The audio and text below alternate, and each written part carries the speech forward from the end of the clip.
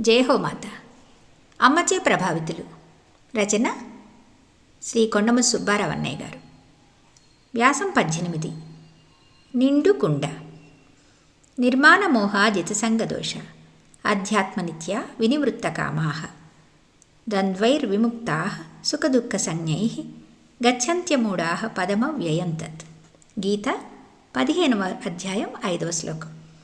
అభిమానం, అవివేకం లేకుండా అనురాగ దోషాన్ని జయించి ఆత్మజ్ఞాన తత్పరులై కోరికలన్నిటినీ విడిచిపెట్టి సుఖదుఖాది ద్వంద్వాలకు అతీతులైన జ్ఞానులు శాశ్వతమైన ఆ బ్రహ్మపదాన్ని పొందుతారు. అమ్మ సేవ చేసుకునే వారందరూ ఒకే రకంగా సేవలు చేయాల్సిన అవసరం లేదు. ఒక్కొక్కరు ఒక్కొక్క రకంగా సేవలు చేసుకోవచ్చు. ఒకరు అమ్మ చెంత సేవ చేయవచ్చు. ఒకరు అందరింటిలో అందరి అవసరాలు తీర్చవచ్చు. ఒకరు దేవాలయాలలో అర్చనలు జరిపించవచ్చు. ఒకరు అన్నపూర్ణాలయంలో తమ శక్తి సామర్థ్యాలు వినియోగించవచ్చు. ఒకరందరింటికి వచ్చే బిడ్డలకు అవసరాలు తీర్చవచ్చు. వీటన్నిటినీ సమన్వయపరుస్తూ సంస్థ నిత్య వ్యవహారం చూడవచ్చు. అది కార్యదర్శి అను, కార్యనిర్వహణాధికారి అను. ఈ బాధ్యత కొంతకాలం నిర్వహించిన వారు శ్రీ మంత్రి ప్రగడ కామేశ్వరరావు గారు. ఆఫీసులో స్థిరంగా కూర్చొని అందరింటినీ అంతఃస్థిరంగా నడిపిన నిండుకుండ సోదరుడు కామేశ్వరరావు గారు. ఎందుకు ఇంతగా చెబుతున్నానంటే అవి అమ్మ సంస్థ ఆర్థికంగా ఏమాత్రం సంతృప్తికరంగా లేని రోజులు. అంతకుముందు లేని ఒక వైరుధ్యమైన వాతావరణం. పైన అమ్మ సోదరులు ఎంత చేసుకున్నా క్షేత్రస్థాయిలో ఎదుర్కోవలసిన స్థానంలో కామేశ్వరరావు గారు ఎంతో విజయవంతమైనారు. ఆ రోజుల్లో ఉన్న సొమ్ముతోనే అందరి అన్ని అవసరాలు తీర్చాలి. ఎవరి మనసు నొప్పించక పనులు జరిపించడం ఆయన విశిష్టత. దాంట్లో తానొవ్వక అనే పదానికి స్థానం లేకపోవచ్చు. ఆ ఆర్థిక లోటు స్థితిలో సంస్థ నడపటం అంటే సామాన్యం కాదు. అమ్మే ఆయన కేంద్రంగా కార్యక్రమాలు నడిపిందని భావించాలి. కామేశ్వరరావు గారిని ఉక్కువూచగా మలచి కార్యం జరిపించుకున్నది అమ్మ. ముఖ్యంగా 1983లో అమ్మ వజ్రోత్సవాల నిర్వహణ సమయంలో ఆయన ఆ స్థానంలో ఉండబట్టి ఆ కార్యక్రమం ఎలాంటి పొరపత్యాలు లేకుండా నడిచింది. అమ్మ నడిపింది. ఆ ఉత్సవానికి ముందు రోజు వరకు ఆఫీసులో రూపాయి లేదు. అయినా ఆయనలో ఎలాంటి బెదురు కనపడేది కాదు. అమ్మ మీద ఎంతో విశ్వాసం లేకపోతే ఇది అసాధ్యం. జయహోమాత. వ్యాసం 19. అనుగ్రహం. ఏ యథా మాం ప్రపద్యంతి తాంస్తథైవ భజామ్యహం మమ వర్త్యానువర్తంతి మనుష్య పార్థ సర్వశః. గీత 4వ అధ్యాయం 11వ శ్లోకం. అర్జున, ఎవరు ఎలాగ నన్ను ఆరాధిస్తారో వాళ్ళని అలాగే నేను అనుగ్రహిస్తాను. అందువల్ల నా మార్గమే మానవులు అన్ని విధాలా అనుసరిస్తారు. బిడ్డల కోసం అవకాశాలు అమ్మే చేతికందిస్తుంది. ఆ అవకాశాలు అందిపుచ్చుకోవటమే. ఆ అవకాశం మన జీవన గమనమే కాదు, తరతరాల మన వారసుల జీవనగతి ఉద్ధరించబడుతుంది. ఆ అవకాశం అమ్మ అవ్యాజకరణకు తార్కాణం. అది మనలను ఉద్ధరిస్తున్నట్లు కాక అమ్మ సేవకు మనలను వినియోగించుకున్నట్లుగా ఉంటుంది. చిత్రం ఏమంటే ఆ సేవారంగం మనకు ఎంతమాత్రం పరిచయం లేనిది కూడా కావచ్చు. అలాంటి అవకాశమే శ్రీ పమిడిపాటి రంగారావు గారు, శ్రీమతి సరోజిని అక్కయ్య దంపతులకు అమ్మ అనుగ్రహించింది. దంపతులలో ఒకరికి అనుగ్రహం విశేషం, మరొకరికి అనుగ్రహం మరీ విశేషం. ఆ అనుగ్రహం ఒకే చోట లభించడం మరీ మరీ విశేషం. ఆ అనుగ్రహం హైమాలయ అర్చకత్వ రూపంలో వచ్చింది వారికి. భగవంతునికి ఒకరోజు అర్చన చేస్తే ఫలితాలు మనకు తెలుసు. మరి ఒక దశాబ్ద కాలం ప్రతినిత్యం హైమవతీ దేవికి అర్చనలు జరిపితే ఆ ఫలితాలు మనం అంచనా వేయగలమా? పరలోక విషయాలు పరమాత్మకెరుక, ఇహలోక విషయాలు కళ్లకు కట్టినట్లు కట్టెదుట నిల్చున్నాయి. అమ్మ సేవకు నోచుకున్న కుటుంబాల అదృష్టం తెలిపే నమూనా కుటుంబం ఈ కుటుంబం. తదనంతర కాలంలో కూతురు అమ్మ గుడికే తన జీవితాన్ని అంకితం ఇచ్చిన భాగ్యశాలి. ఆమెకు ఆదర్శమూర్తి ఆమె భర్త, ఈ కుటుంబ అల్లుడు. కొడుకులు అమ్మ ధ్యాసతోనే ఎల్లవేళలా గడిపే మానసిక పరిపక్వత కలవారు. అందులో ఒక కొడుకు అమ్మ సేవలో అంచెలంచెలుగా ఎదిగి ఈరోజు సంస్థ ప్రధాన నిర్వాహకులలో ఒకరు. వారే వల్లూరి హైమ, వల్లూరి రమేష్, పమిడిపాటి రాజు, పమిడిపాటి గిరిధర్ కుమార్. ఆ జ్ఞాపకాల భవంతికి 4 స్తంభాలు, నివాసయోగ్యులు వాళ్ళ తల్లిదండ్రులు. శ్రీ రంగారావు గారు, శ్రీమతి సరోజిని అక్కయ్య. ఈ స్ఫూర్తి ఇంకా ఎన్నో కుటుంబాలను అమ్మ సేవా పథంలో నడపాలి. జయహో మాత. వ్యాసం 20. గురువు.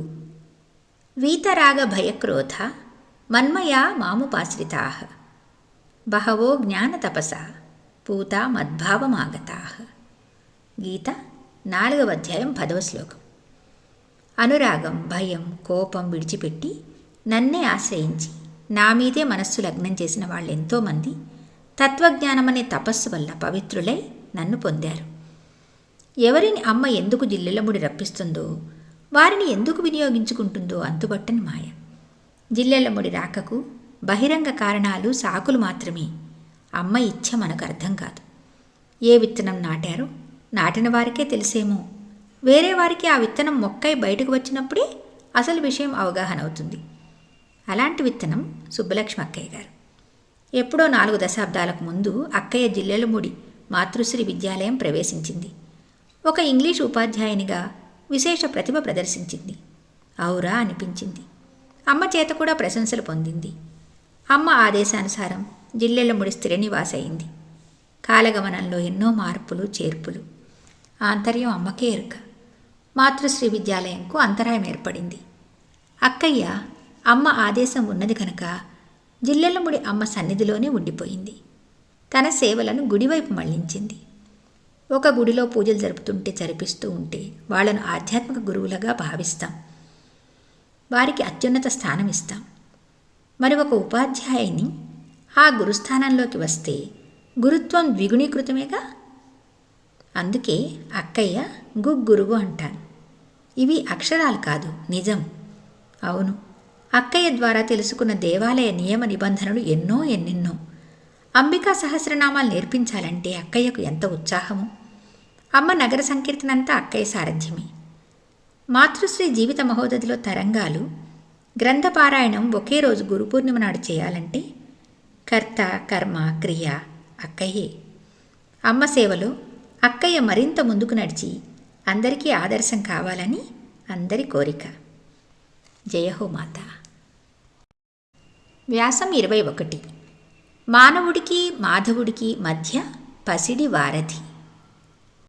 ఉదారాః సర్వ ఏవైతే జ్ఞాని త్వాత్మైవ మేమతం ఆస్థితః సహి యుక్తాత్మ మామేవానుత్తమాం గతిం.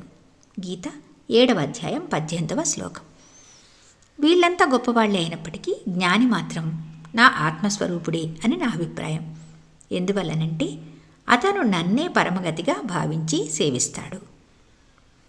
మానవుడికి మాధవుడికి మధ్య పసిడి వారధి. సంసారంలో ఉండి ఆధ్యాత్మిక సాధన చేయడం, కోటలో ఉండి యుద్ధం చేయడం. సన్యాసంలో ఉండి ఆధ్యాత్మిక సాధన చేయడం, కోట విడిచి యుద్ధం చేయడం అన్న జిల్లెళ్లముడి అమ్మ సూక్తి ఈ నూతలపాటి వీరయ్య గారిని దృష్టిలో పెట్టుకుని చెప్పిందో ఏమో. ఎవరా వీరయ్య గారు, ఏమా విశేషాలు? మా అప్పికట్లకు ఆధ్యాత్మిక భిక్ష పెట్టిన మహానుభావులు శ్రీ శ్రీ శ్రీ అవధూతేంద్ర సరస్వతి స్వామీజీ, శ్రీ పంగులూరి వీరరాఘవయ్య పంతులు గారు, శ్రీ నూతలపాటి వీరయ్య గారు. వీరయ్య గారు, రాఘవయ్య గారు అమ్మ పైన చెప్పిన సూక్తికి మార్గదర్శకంగా గృహస్థాశ్రమంలో ఉండి గొప్ప ఆధ్యాత్మిక జీవితం గడిపిన మహామనీషులు. తాము నడవటమే కాకుండా తమ వెంట కొన్ని వేల కుటుంబాలను ఆధ్యాత్మిక పథంలో భగవంతుని వైపు నడిపించిన ధన్యజీవులు. రాఘవయ్య గారు ఆధ్యాత్మిక సాహిత్య, సామాజిక కార్యక్రమాలు 2 కళ్ళుగా జీవితాన్ని గడిపితే, వీరయ్య గారు యజ్ఞయాగాదులు, భజనలు, సంకీర్తనలు, నామసప్తాహాలు తమ కార్యసాధకాలుగా స్వీకరించారు. వారి స్వగ్రామం అప్పికట్లకు అతి సమీపంలోని మర్రిపూడి గ్రామం. వారి యజ్ఞయాగాదులకు మర్రిపూడి కార్యక్షేత్రమైతే అప్పికట్ల వారి ప్రచార క్షేత్రం. వారు అప్పికట్ల, మర్రిపూడి ఒక పాత సైకిల్పై రోజు అటు ఇటు తిరిగేవారు. అప్పికట్ల గ్రామస్తులు వీరయ్య గారు చేసే యజ్ఞయాగాదులలో పాల్గొనే నిమిత్తం అప్పికట్ల, మర్రిపూడి తిరుగుతూ ఉండేవారు. అలా వీరయ్య గారు తన చుట్టూ ఉన్న గ్రామాల ప్రజలను సన్మార్గంలో నడిపించేవారు. వారి రూపురేఖలు పంచెకట్టుతో చాలా సామాన్యంగా ఉండేవి.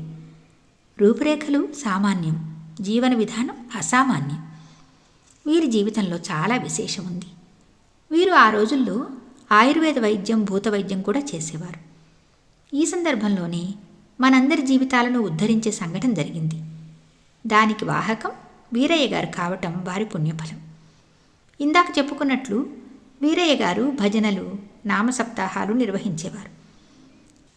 వారు యజ్ఞయాగాదులు నిర్వహిస్తుంటే మానవులకు మాధవుడికి పసిడివంతెన నిర్మించినట్లుగా ఉండేది. అవని ఆకాశం భక్తి జలధిలో ఏకమై స్నానమాడుతున్నాయా అన్నట్లు ఉండేది. ఆ రోజుల్లో అప్పికట్లకు, మర్రిపూడికి చాలా సమీపంలో ఉన్న జిల్లెళ్లముడిలో అమ్మ తన కార్యకలాపాలను ప్రారంభించింది. అమ్మ మొదట్లో భజన కార్యక్రమాల్లో చాలా ఇష్టంగా పాల్గొనేది. అదే రోజుల్లో శ్రీ బ్రహ్మాండం లోకనాథరావు గారు, అంటే జిల్లెళ్లముడి అమ్మ పతిదేవుడు, నాన్నగారు శ్రీ బ్రహ్మాండం నాగేశ్వరరావు గారి కనిష్ట సోదరుడు, అప్పికట్ల పాఠశాలలో ఉపాధ్యాయులుగా పనిచేసేవారు. అమ్మ వారింటికి అప్పుడప్పుడు వచ్చేవారు. అలా ఒకసారి వచ్చిన సందర్భంలో పక్కనే మర్రిపూడిలో వీరయ్య గారి ఆధ్వర్యంలో నామ సప్తాహం జరుగుతుంటే అమ్మ వెళ్ళటం జరిగింది.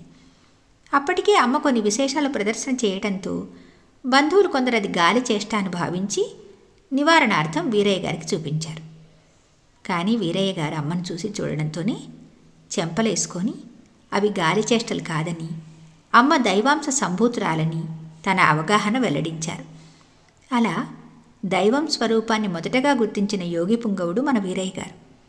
తర్వాత అమ్మ తన అవతార ఉచ్చ దశలో ఉన్నప్పుడు అమ్మను దర్శించి తన ఆధ్యాత్మిక జీవితాన్ని పండించుకున్న ధన్యజీవి శ్రీ వీరయ్య గారు. తర్వాత వారు నిండు జీవితాన్ని గడిపి మే 2వ తేదీ 1992 సంవత్సరంలో తిరిగి భగవంతుడి పాదాల చెంత చేరారు. జయహో మాత.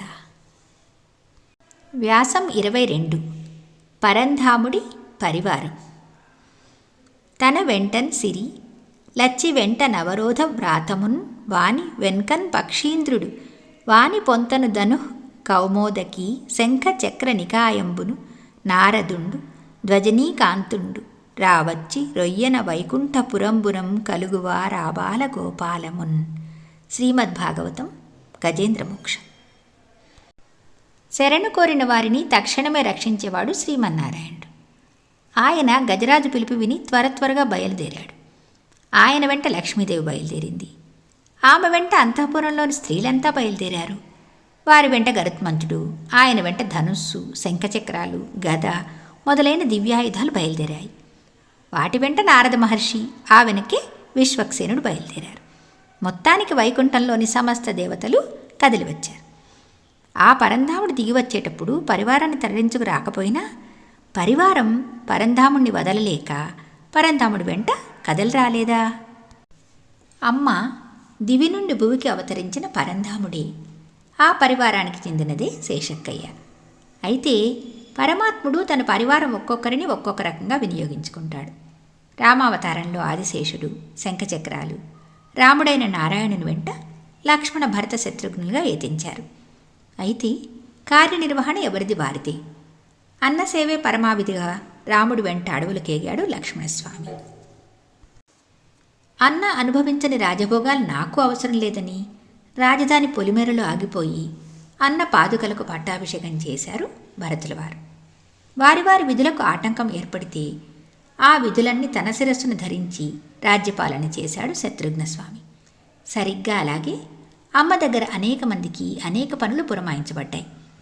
అందున శేషక్కయ్యకు అమ్మ బిడ్డలకు ఆతిథ్యం ఇచ్చే పని పురమాయించబడ్డది. అమ్మ అన్ని పనులలోకి ఈ ఆతిథ్యానికి ప్రథమ ప్రాధాన్యత ఇచ్చింది. ఒకసారి స్థానికులు కొందరు అమ్మను కర్తవ్య బోధ చేయమంటే అమ్మ ఇలా చెప్పింది: వేరే ఏ పనులు మీరు చేయనక్కర్లేదు. ఎవరు వ్యాన్ దిగి అందరింటి ఆవరణలో అడుగుపెట్టినా వారిని నవ్వుతో ఆహ్వానించి కాళ్ళు కడుక్కోవడానికి చోటు చూపించి సంచి పెట్టడానికి వసతి చూపండి. ఇది ఎవరి మాట మీద కాక మీరంతా మీరు చేయండి. శేషక్కయ్య ఈ పురమాయింపు అందిపుచ్చుకున్నది. అమ్మ కూడా ఎవరికి అనారోగ్యంగా ఉన్నా పచ్చపు భోజనం అక్కయ్య దగ్గర ఏర్పాటు చేసేది. నాన్నగారి భోజన ఏర్పాట్లు పూర్తిగా అక్కయ్య బాధ్యతే. నాన్నగారి వెంబడి ఎంతమందికో భోజనం అక్కడే. ఆ అదృష్టవంతులలో మా కొండముది రవి కూడా ఉన్నాడు. ఈ ఆనవాయితీ తప్పిపోకుండా ఈ ఆతిథ్యం అక్కయ్య కొనసాగిస్తున్నది. ఎవరు వచ్చినా అక్కయ్య ఏ పరిస్థితిలో ఉన్నా నవ్వుతూ ఎదురువచ్చి పలకరిస్తుంది, యోగక్షేమాలు విచారిస్తుంది. వారికేమన్నా అనారోగ్య సమస్యలుంటే పరిష్కారాలు సూచిస్తుంది. కొన్ని అనారోగ్యాలకు తానే పసరు వైద్యం చేస్తుంది. వాళ్ళు శుభకార్యాలు చేసుకుని వచ్చినా, అంతులేని కష్టాల పాలై సేద తీరడానికి వచ్చినా, ఇక్కడకు వచ్చి ఏ కార్యక్రమాలు చేసుకున్నా, అభిషేకాలు పూజలు చేసుకున్నా, ఎవరి పుట్టినరోజులు జరిగినా, వివాహ వార్షికోత్సవాలు జరిగినా, ఆశీపూర్వక అమ్మ వస్త్రప్రసాద వితరణ అక్కయ్య చేతుల మీదుగాని. ఇది అక్కయ్య చేసుకున్న అదృష్టం. ఈ అదృష్టం అక్కయ్యకు అమ్మ పెద్ద కోడలని కాదు, అమ్మ కుటుంబీకురాలని కాదు, అక్కయ్య స్వభావానికి అనుగుణంగా అమ్మ ఇచ్చిన అపూర్వమైన అవకాశం. ఆ అవకాశం ఇలాగే సద్వినియోగం చేసుకుంటూ అక్కయ్య ముందుకు సాగాలని అమ్మను వేడుకుందాం. జయ హో మాతా.